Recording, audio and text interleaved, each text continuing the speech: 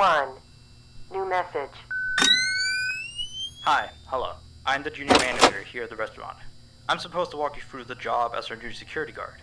From your resume, I can tell that you're already a well-experienced guard. But, it's protocol, so I have to walk you through the basics anyway. So, let's get started.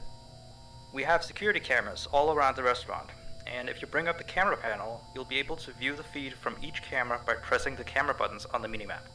Now, our lights are always off during the night, obviously because it'd be a waste of power to leave them on all night. So to actually see something on the cameras, you can activate the camera system's night vision mode. You activate night vision by clicking on the button of whatever camera you're currently viewing. So for example, say you want to see what's on camera 1.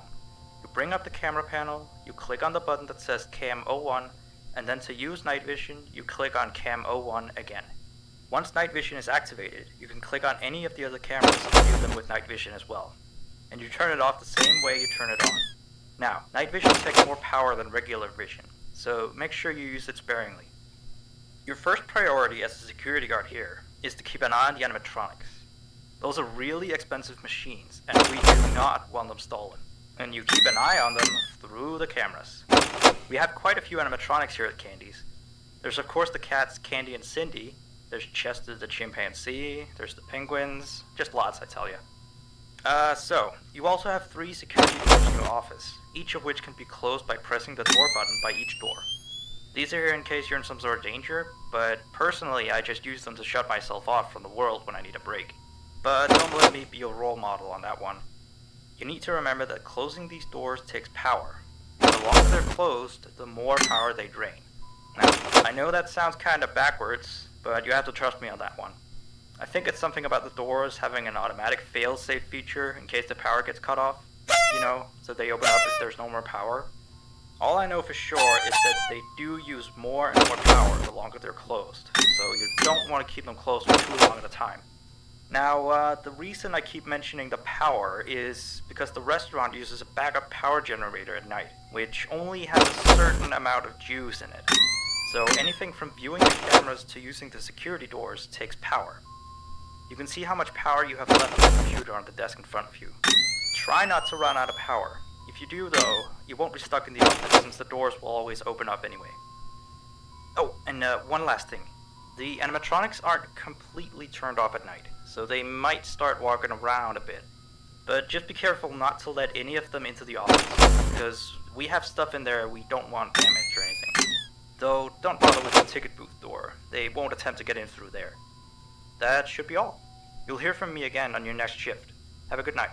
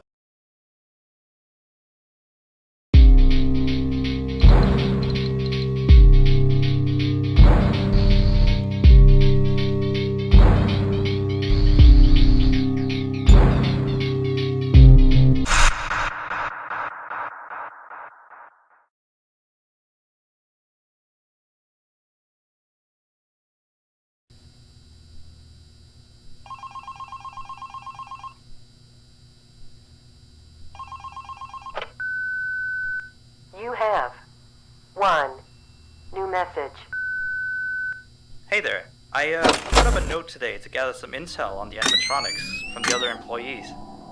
Just to get a list of the issues we had with them. They've written down some stuff here for you, so let's see. Alright, so obviously the animatronics walk around at night, you know that by now. They try to get to places they shouldn't be. Hey there. Yep. They act weird after dark. How you doing? They kitty cat? don't like adults. I mean, I suppose. They always seem nice around children. Around us employees, they just kinda stare at you. I always thought they just hadn't been coded to interact with anyone other than children. But some of the other employees have felt threatened by them now and then. But I know that some of them are also superstitious morons. So who knows if they just became scared when the animatronic looked at them in the eyes or something. Anyway, one last thing on the list here. The last penguin interferes with the system. There's a sentence I never thought I'd say. We have these penguin animatronics as waiters. They take people's orders and whatnot. We used to have 3 of them, but 2 of them broke down and haven't been fixed yet. I think they're referring to the 3rd penguin that still works, or, well, apparently doesn't quite work. So yeah, definitely don't let him into the office. His presence alone could probably destroy our systems. Well, that'll be it for now. I'll be sure to leave another message for your next shift.